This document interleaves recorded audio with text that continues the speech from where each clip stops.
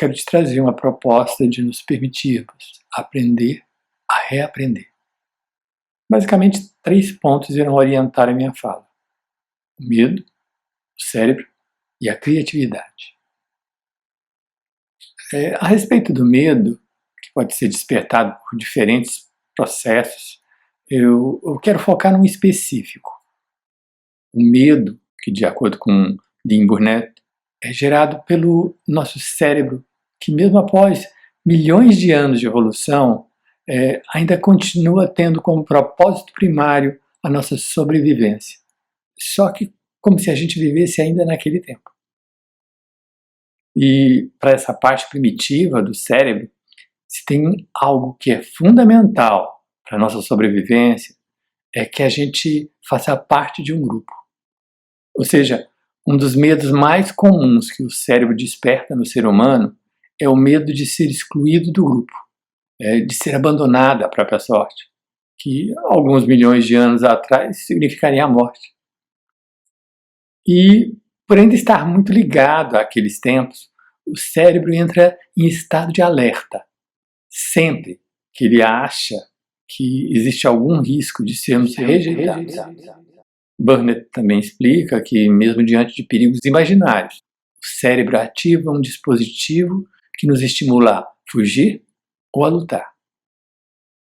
Fuga, que é fácil de perceber em situações como quando a gente pensa em desaparecer, em se esconder, em inventar que está doente.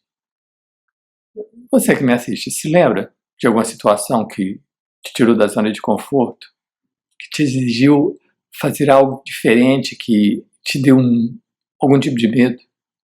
Pode ser algo simples, como falar em público, pedir aumento, passar no exame para tirar a carteira de motorista, tomar iniciativa para conversar com alguém que você se interessava. Eu, por exemplo, fico pensando, e se eu esquecer tudo na hora?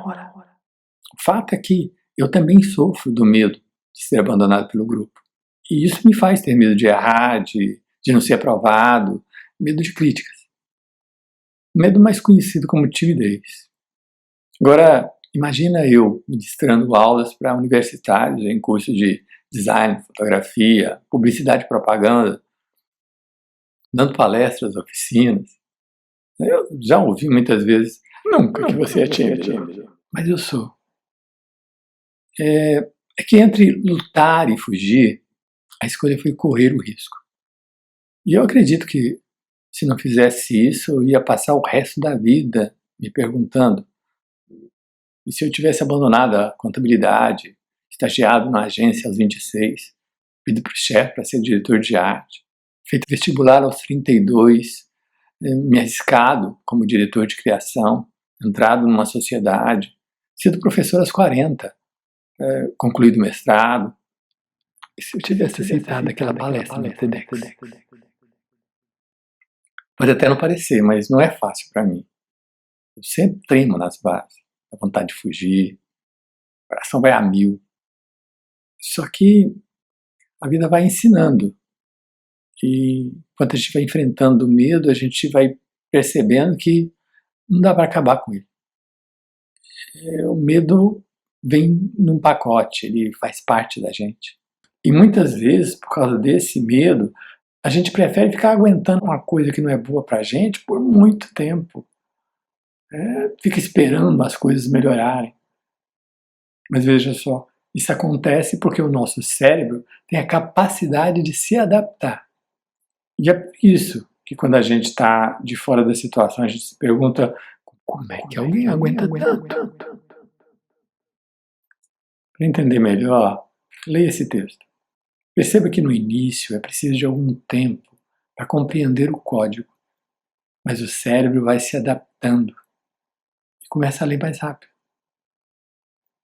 Eu acredito que é importante entender melhor como o nosso medo se manifesta. E isso pode ajudar a gente a aprender a negociar, a apresentar para nós mesmos uma outra versão da história, mais positiva do que aquela que o instinto de sobrevivência criou. E a gente sabe, né? Nosso cérebro é muito bom para convencer a gente de que existe um perigo ali. Ele nos conhece melhor do que a gente mesmo.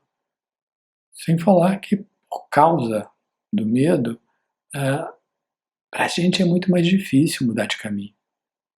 Em O Choque do Futuro, Alvin Toffler comenta que o ato de aprender requer energia e o de reaprender requer mais energia ainda. Porque para reaprender a gente precisa deixar um caminho todo sinalizado, iluminado, para nos aventurarmos por um desvio que não tem garantia nenhuma de que a gente vai chegar em algum lugar. Repensar, reaprender, reformular, é correr riscos. E quando a gente precisa enfrentar algum tipo de mudança, o nosso instinto de sobrevivência não fica muito confortável. Quantas vezes a gente já não se incomodou com a quebra de rotina? E eu não estou falando assim de eu não construí isso.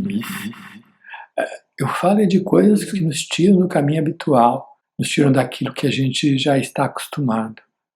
Fatos que exigem que a gente faça algo de uma forma muito diferente, ou pior, que não permite que a gente faça aquilo da forma que a gente sempre fez. E essa sensação de incômodo também serve para entender uma coisa. A criatividade, tão desejada, admirada, elogiada, também incomoda. A criatividade dá medo, porque ela exige de nós a abertura para o reaprender. E não se trata daquela criatividade que todo mundo aceita porque não vai mudar muita coisa. Eu falo daquela que transgride, questiona, reformula, que inova e inventa formas diferentes de se fazer as coisas. A criatividade que tira as pessoas da zona de conforto. Quase sempre que uma ideia realmente nova surge, ela sofre resistência, justamente porque ela tira as pessoas de seu lugar seguro, do caminho já aprendido. E por causa do nosso instinto de sobrevivência, ela dá medo até em quem teve a ideia. Isso porque as pessoas nos avaliam, o grupo nos julga. O que vão pensar de mim? Um exemplo que pode servir para entender como nos sentimos quando somos forçados a mudar é essa pandemia. Sem querer entrar em pontos sensíveis, mas observando algumas mudanças em nossos hábitos e costumes, ela balançou a nossa rotina. Nós tivemos que reaprender, nos adaptar, modificar a nossa forma de trabalhar, vestir, de nos relacionar. Dia desses, as compras de uma senhora caiu perto de mim e eu não pude ajudar. Porque o meu gesto de educação teve de ser o de não invadir o espaço do outro. Nesse contexto, nós estamos sendo forçados a reaprender muita coisa. Isso vai influenciar a forma que consumimos, nos alimentamos, nos relacionamos com o outro, que lidamos com a nossa saúde, com o meio ambiente.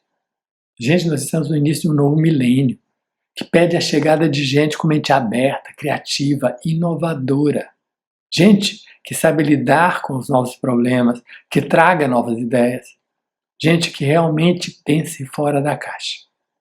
Que pense de uma forma que vai dar medo no nosso cérebro primitivo, porque as mudanças radicais incomodam. E nesse novo milênio, de acordo com Toffler, é o conhecimento que se torna mais valioso do que um produto ou serviço. Sendo que a criatividade já é uma ferramenta indispensável para encarar os novos desafios.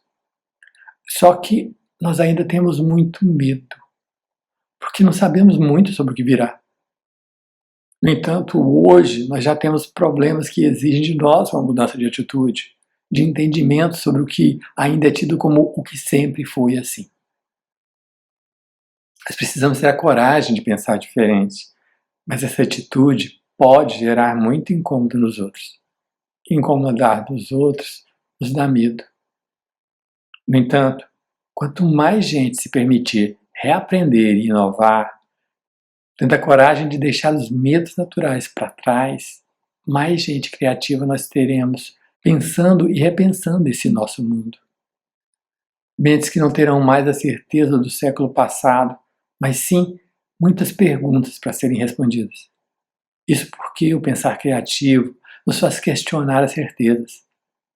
A gente precisa enfrentar o incômodo que o pensar criativo nos provoca, pois é o outro, o grupo, que precisa entender que o reaprender sempre foi uma necessidade do nosso instinto de sobrevivência. E por isso é mais do que urgente que a gente se permita aprender a reaprender a pensar com criatividade. E que a gente escolha por lutar e não por fugir. Pense nisso.